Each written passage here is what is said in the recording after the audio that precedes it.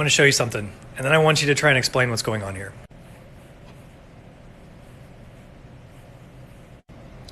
So we have some steel wool in an evaporating dish on a digital balance, and we're going to light it on fire with a 9-volt battery.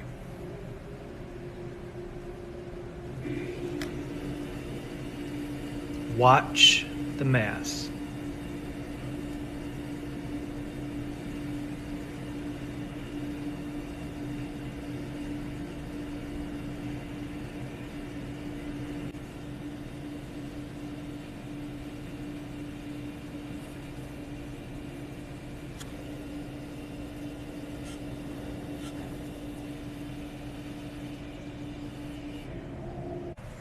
So why did the mass go up? Tell me in the comments.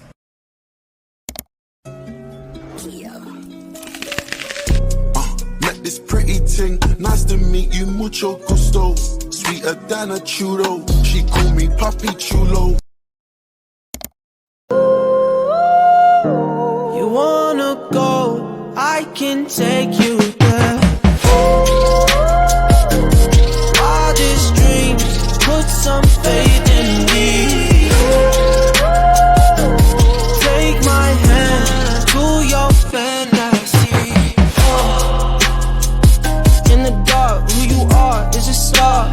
I know what you are. Yeah. What you believe is what you see. So I'm back with this laser that shocks people. This video has been requested for a long time now. I'm gonna see if I can shock someone from all the way up here. All right, DK is all the way up there in the apartment, and we're gonna see if the laser can shock me from all the way down here.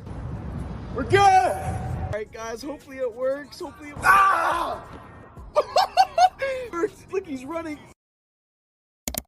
4 fake ocean facts TikTokers won't stop telling you. Number 1, there are black holes in the ocean. I've actually heard this one a startling amount, and it's kind of disheartening that people actually believe this because no, they're not black holes in the ocean. There are eddies and whirlpools that are mathematically equivalent to black holes. Keyword, mathematically equivalent, as in theoretically, as in on paper, as in not in real life. Number 2, the Megalodon was actually not a giant great white shark. It was much more closely related to the mako shark, another smaller, more agile, and much more intelligent species of mackerel shark, which means that the Megalodon might have been a lot faster and a lot smarter than we actually anticipated, which is pretty scary. Number 3, tardigrades or water bears are not invincible. Yes, they can survive all sorts of terrifying things like gamma radiation, long periods of time without food or water, but they are still very easily killable, and to act otherwise is scientifically inaccurate. Number 4, whales don't swallow people. It's actually not biologically possible for most species, however, I guess theoretically a sperm whale could technically swallow a person. However, they actually don't really hunt anywhere near where we swim. They rather hunt miles below the surface of the ocean where people aren't. This dude named Michael used to ride motorcycles. Tick bigger than a tower. I ain't talking about Eiffels. Real country ass nigga, let me play with his bike. Hold on one second. What?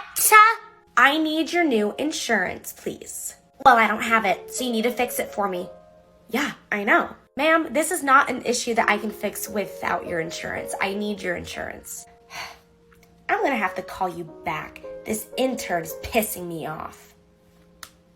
What could be so important that I needed to hang up my phone call for? I don't know, maybe if you want to save $50 or not? Why don't you come back with your insurance card and a better attitude? Excuse me? Yeah, you heard me. You've been rude to me while on the phone when I'm trying to provide you great customer service. I didn't give you attitude until you started giving me attitude. Well, maybe if you weren't interrupting my phone call, I wouldn't be rude. Then get out of line and finish your phone call or expect to be interrupted. You are terrible. I'm gonna call corporate and switch to a different pharmacy. Go ahead, no one wants to deal with you here anyway, Karen.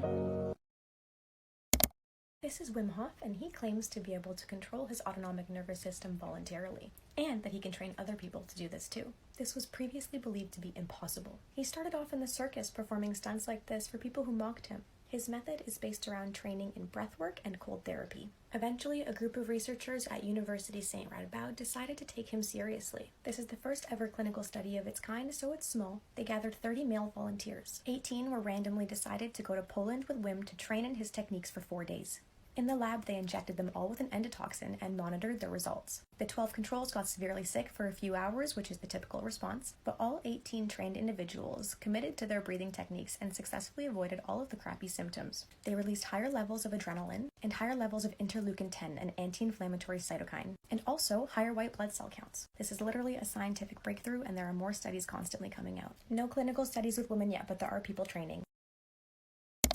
Okay, I want people to pay attention to this. The Delta variant is out there. It's more transmissible. Unvaccinated people are very vulnerable. Delta variant poses huge problem for unvaccinated. Unvaccinated most at risk from Delta variant. New Delta variant is a threat to unvaccinated individuals. Do you see the trend? If you are unvaccinated or you've only received one shot of the mRNA vaccines, you are vulnerable to this Delta variant. This variant has a potential to make people sicker and increase your risk of hospitalization. They are predicting that this Delta variant will become the dominant strain in the US in the coming months or even weeks. This is not meant to scare you, but this is to motivate you. If you are still hesitant about this vaccine, please send me a message. I will prioritize those messages. The truth is, there's no conspiracy, no political view that's going to save you from COVID-19. The fact is, it's out there and it's going to continue ravaging through the unvaccinated population, and that includes young children. Vaccines are our best protection against this. Glad we had this talk. Last week we did eelgrass monitoring at work. We have to do this when the tide is extremely low and the water completely empties out of the bay. We end up walking about 3 miles into the eelgrass meadows to do our sampling. Eelgrass is extremely important for carbon sequestration because it does photosynthesis, and it also provides habitat for animals like these bubble snails, these hairy shore crabs, a lot of species of fish including this flounder, and even these tiny little brittle stars.